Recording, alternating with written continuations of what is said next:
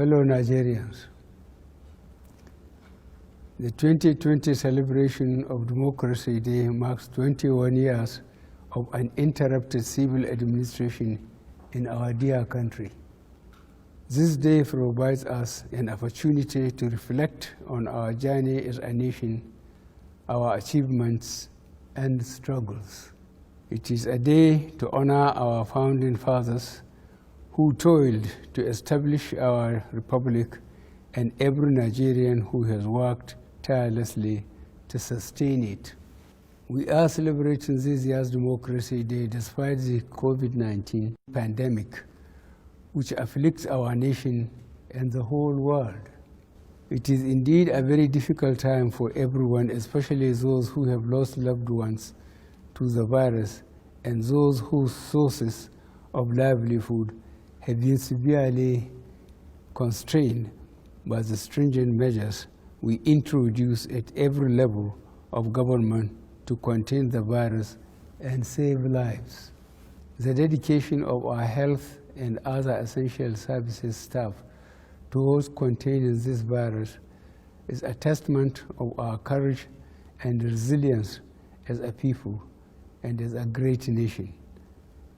And I use this opportunity to say thank you to all of you for your service to the nation. Sustaining our democracy thus far has been a collective struggle, and I congratulate all Nigerians and particularly leaders of our democratic institutions for their resilience and determination to ensure that Nigeria remains a shining example of democracy. In my 2019 Democracy Day address, I promised to frontally address the nation's daunting challenges, especially insecurity, economy, and corruption. I therefore find it necessary to give an account of my stewardship on this day. We have recorded notable achievements in the course of implementing our 9 priority objectives and are establishing a solid foundation for future success. On the economic front, our objectives have remained to stabilize the macroeconomy, achieve agricultural and food security, ensure energy sufficiency in power and petroleum products, develop infrastructure, fight corruption, and improve governance. We have witnessed 11 quarters of consecutive GDP growth since exiting recession. The GDP grew from 1.91% in 2018 to 2.27% in 2019, but declined to 1.87% in the first quarter of 2020 as a result of the decline in global economic activities due to COVID-19 pandemic. Every single economy in the world has suffered a decline. Ours has been relatively moderate. In order to stabilize the economy, the Monetary Authority took steps to build the external reserves, which resulted in improved liquidity in the foreign exchange market. The external reserves grew from $33.42 billion United States dollars on April 29, 2020 to about $36 billion United States dollars in May 2020, which is enough to finance 7 months of import commitments. Agriculture remains the key to our economic diversification strategy. The Presidential Fertilizer Initiative Program continues to deliver significant quantities of affordable and high-quality fertilizers to our farmers. This initiative has also revived 31 blending plants and created a significant number of direct and indirect jobs across the value chain. Government is also revamping the cotton, textile, and garment sector via a CBN Textile Revival Intervention Fund that would considerably reduce foreign exchange spent on cotton and other textile imports. Through the Food Security Initiative, we are promoting grow what you eat and eat what you grow. I am also delighted that more and more Nigerians are taking advantage of the opportunities in the agriculture and agri-business sector. I assure you that government will continue to support agriculture through the CBN Anchor Borrowers Program and similar schemes. To protect our farming investments, we have deployed 5,000 agro rangers and employed 30,289 in our paramilitary agencies. We are also integrating rural communities to the formal economy by extending access to credit and inputs to rural farmers and building feeder roads. Our efforts on growing non-oil exports have started to yield some results. For instance, in the first year, our revenue from cocoa and sesame seed increased by $79.4 million United States dollars and $153 million United States dollars. Africa presents a huge opportunity for our export-based diversification, and we are developing our strategy to grow intra-Africa trade through the Africa Continental Free Trade Area Agreement. Nigeria has risen by 25 places on the World Bank's Ease of Doing Business, ranking from 146 to 131st, and is now rated as one of the top 10 reforming countries. This development is due to the visa on arrival policy, consistent promotion of initiatives that expand facilities available to micro, small, and medium-scale enterprises, robust electronic registration and payment system, seamless processing of business registration, and reduction of cost of registering business by 50%. We are confident that ongoing efforts will result in further improvement of this rating. We remain committed to expanding our mining sector.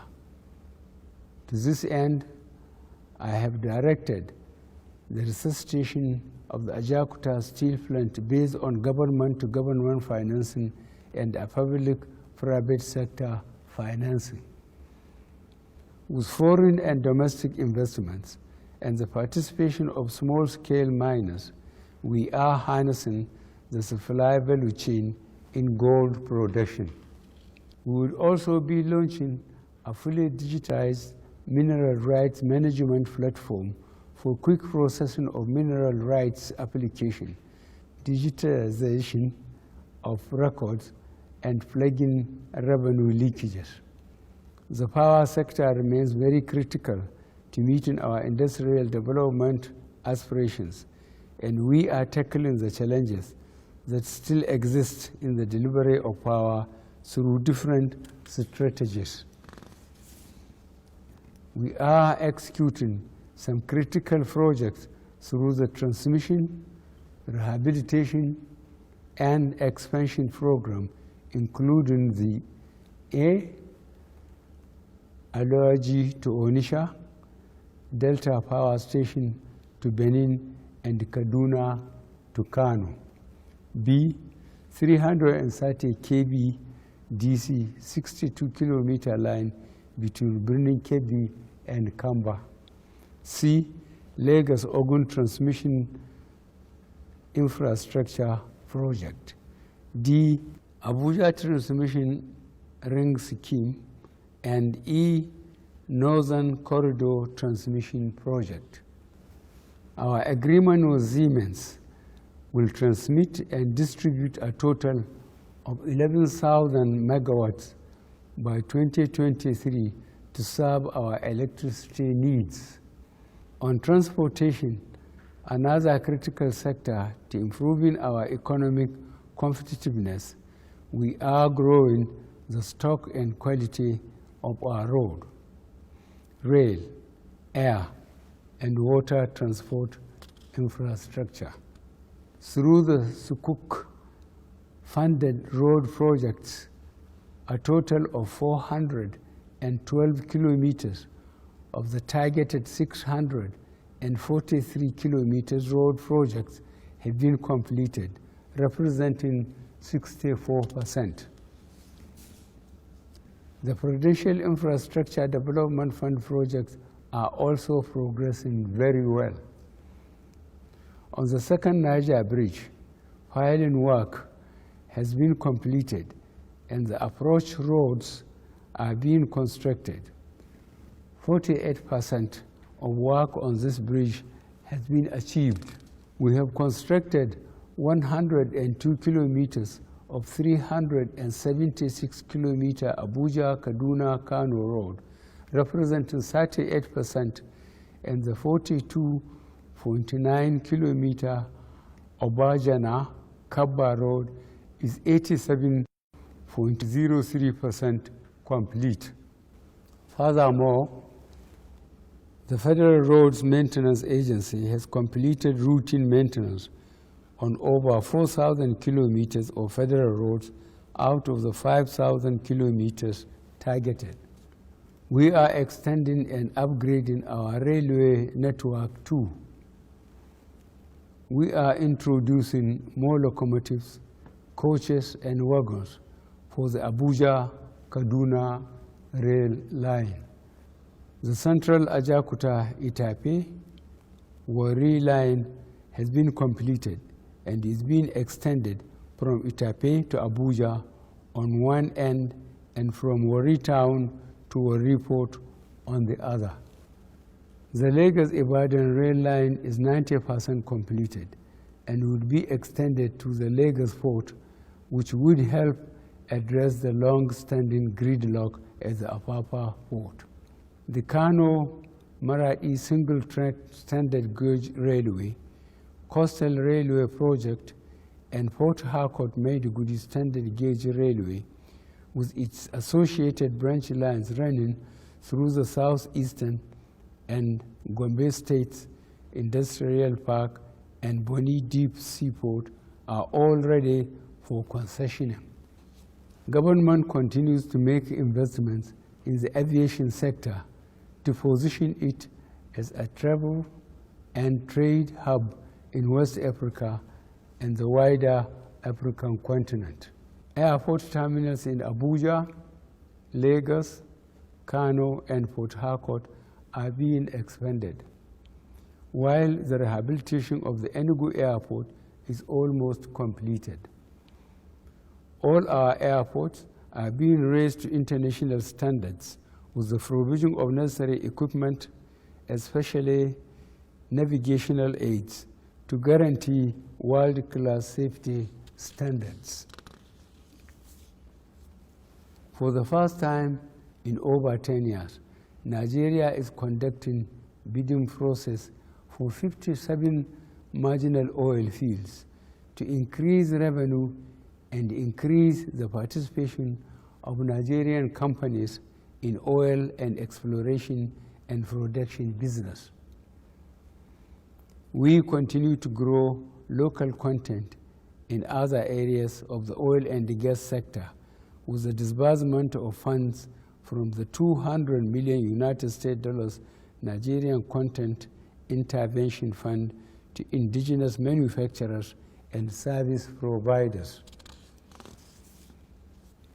With sustained engagement of youth, opinion leaders, and other stakeholders, we have restored peace in the Niger Delta region and maintained our oil production levels. The head office of the Niger Delta Development Commission will be commissioned shortly. The funding of Section 1 to 4 of the East-West Road shall be pursued with a view to completing the project by the end of 2021. Furthermore, I am determined to ensure that development meant for the people of the Niger Delta get to them, so I have authorized a forensic audit of the Niger Delta Development Commission. Digital economy continues to play an important role in our development agenda as we move into the age of artificial intelligence. Since the creation of the Ministry of Communication and Digital Economy, the National Digital Economy Policy and Strategy has been launched. Steps have been taken to achieve a reduction of connectivity cluster gaps from 207 to 114, as well as increase the level of 4G coverage by 30%. Nigeria remains committed to expanding access to quality education to enhance the productivity of its citizens, and will continue to pursue the enforcement of free and compulsory basic education for the first 9 years of schooling. In pursuit of this, we have launched the Better Education Service Delivery for all in 17 states, established additional 6 federal science and technical colleges, and currently executing a proactive teacher training plan with all states of the Federation. In our revision of the operations of specialized education funds and to implement reforms that would optimize their benefits to the sector, we have adopted a public-private sector partnership for provision of infrastructure and also collaborate with the private sector to create jobs. Our pursuit of affordable housing for the low and middle income earners has received a boost with the delivery of 1,200 housing units, provision of 520 service plots with infrastructure through a public-private sector partnership, and the issuance of 868 mortgages totaling 7.7 billion naira. Similarly, home renovation loans totaling 16.2 billion naira have been granted to 19,210 people. To enable sustainable access to safe and sufficient water to meet the social, cultural, environmental, and economic development needs of all Nigerians, we continue to expand our water supply, irrigation, and dam facilities. The completion of Amozari, Amla, Otupo, and other 42 earth dams with combined job creation of about 43,354 direct jobs and 71,172 indirect jobs would provide more support for irrigation, agriculture, and water supply. To further institutionalize our effort in this regard, I signed the Executive Order 009 on ending open defecation in Nigeria. In order to improve our forest cover and in fulfillment of our commitment at the 74th session of the United Nations General Assembly in 2019, we have commenced the planting of 25 million trees. This initiative will also contribute to our effort to mitigate the effect of climate change. In the area of security, we remain unshaken in our resolve to protect our national infrastructure, including onshore and offshore oil installations, secure our territorial waters, and end piracy in the Gulf of Guinea.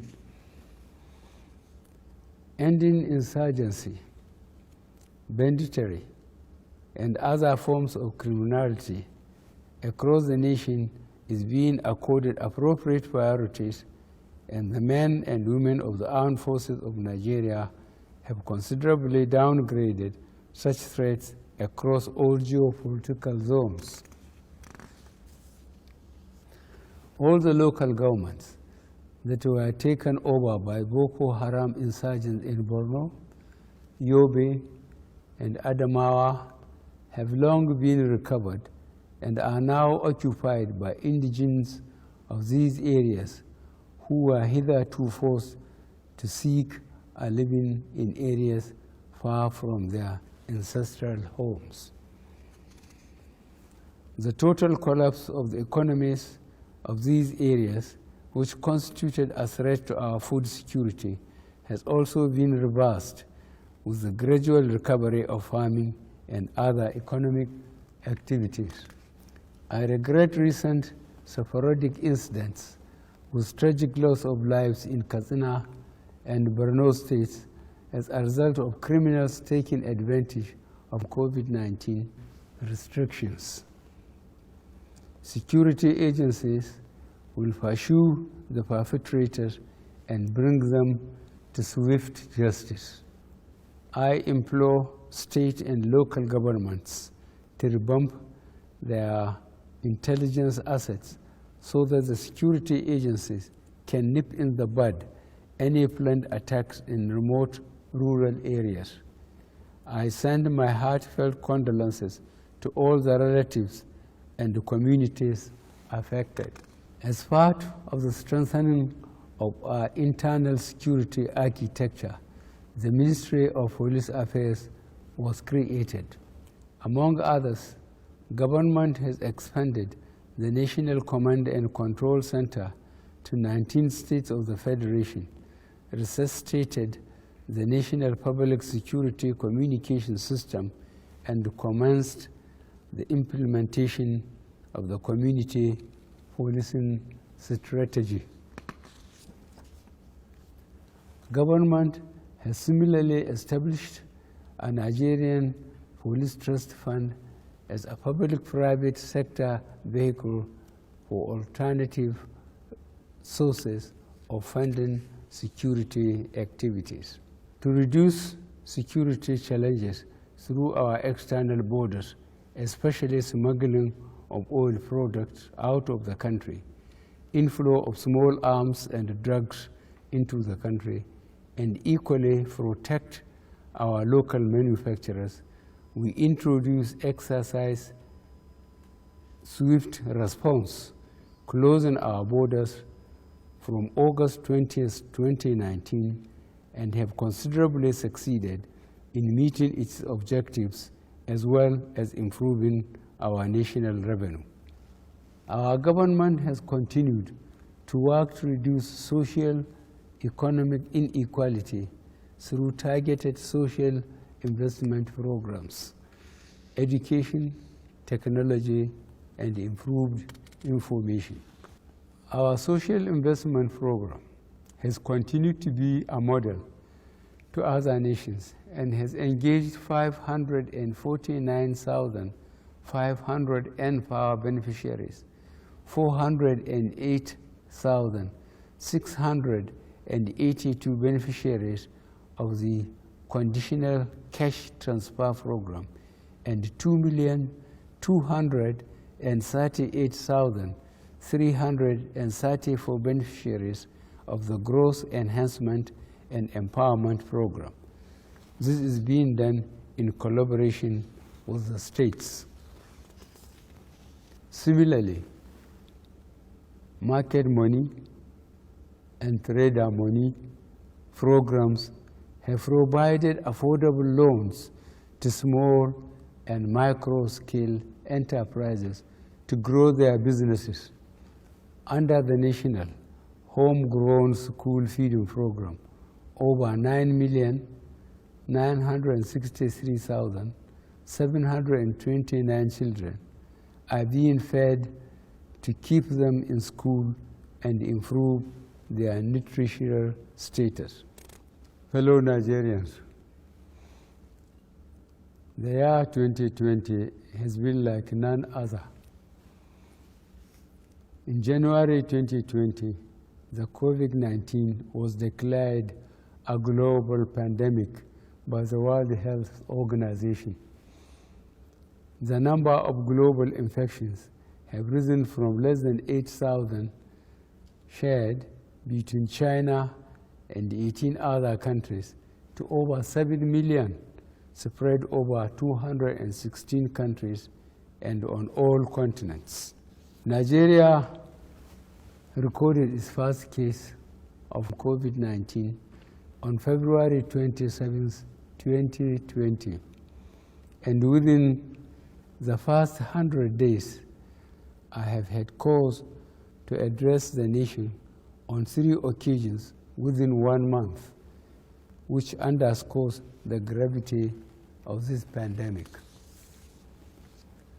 There is no doubt that this pandemic has affected the global economy and all known socio-economic systems. It has also brought grief and pain to families that have lost their loved ones. Like many Nigerians, I feel the grief and pain, not only as your president, but also as someone who has lost a close member of my staff and some relatives and friends. In order to have a robust national response, I approved a presidential task force on COVID-19 to provide guidance and leadership in tackling the pandemic nationwide. State governments also constituted their own COVID-19 task forces. Complementing this was the establishment of a National Emergency Operations Center responsible for providing technical and professional guidance in the national response. The overall objective of the PTF COVID-19 is to ensure that the pandemic does not overwhelm our health systems while ensuring that we maintain an effective case management system to help in containing the spread of the virus. The impact of the pandemic has disrupted our economic system, and to ensure its functioning while still addressing the spread, the federal government put in place a number of various non-pharmaceutical measures to slow down the spread of the virus, in addition to a progressive reopening of the economy. As part of the strategy to create jobs in reducing the effect of COVID-19 on our youth, I directed the employment of 774,000 Nigerians. These youth will be engaged in special public works program aimed at cushioning the effects of economic downturn. Each of the 774 local government areas in the country will be allotted 1,000 slots. I am pleased to report that this program has commenced. I receive regular briefing from the PTF on COVID-19. I note that the national response relies on science, data, and experience in taking decisions. This informed my approval for the ease of lockdown phase to ensure a balance between lives and livelihoods. I am confident that the steps being taken by the PTF will result in flattening the COVID-19 curve. I therefore implore all Nigerians to abide by the approved guidelines and protocols. There is hope for us all if we take individual and collective responsibility. Government is determined to turn this COVID-19 challenge into a motivation to action by building a nationwide public health care system that will help us overcome the COVID-19 pandemic and prepare for any future outbreak. Already, we have begun to look inward, and I charge our inventors, researchers, and scientists to come up with solutions to cure COVID-19. Government has continued to implement accountability and transparent policies through the Open Government Partnership and the Transparency Portal on financial transactions. Similarly, we have strengthened auditing and accountability mechanisms so as to ensure that rules and regulations are followed strictly. Anti-corruption agencies have secured more than 1,400 convictions and also recovered funds in excess of 800 billion naira. These monies are being plowed into development and infrastructure projects. The public service of Nigeria remains the bedrock for the formulation and implementation of policies, programs, and projects in the country. This accounts for why it continues to evolve, especially as new socio-economic challenges emerge for government to address. I will continue to give all the necessary support for the ongoing reforms designed to return discipline, integrity, and patriotism as a hallmark of the public service. In the face of dwindling resources and rising costs of governance, I have authorized that the white paper on the rationalization of government parastatals and agencies be reviewed for implementation. Our youth population remains a source of strength in achieving development objectives.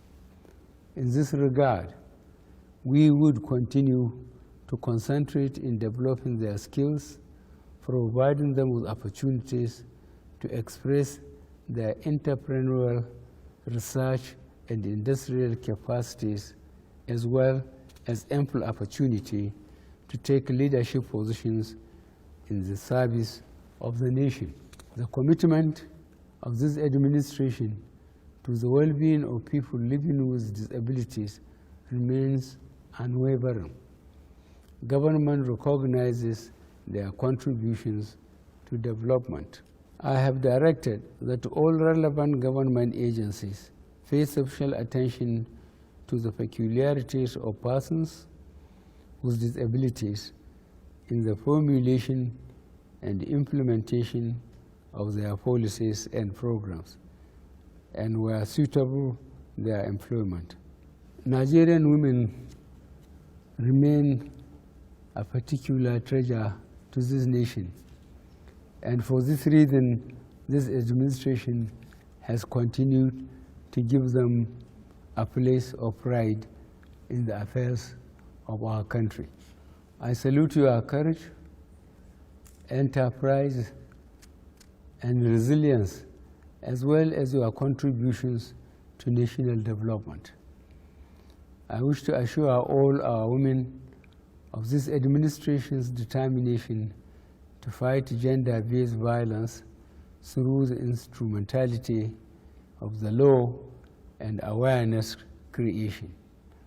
I am particularly upset at recent incidents of rape, especially of very young girls. The police are pursuing these cases with a view to bringing perpetrators of these heinous crimes to swift justice. Government continue to recognize and harness the power of the media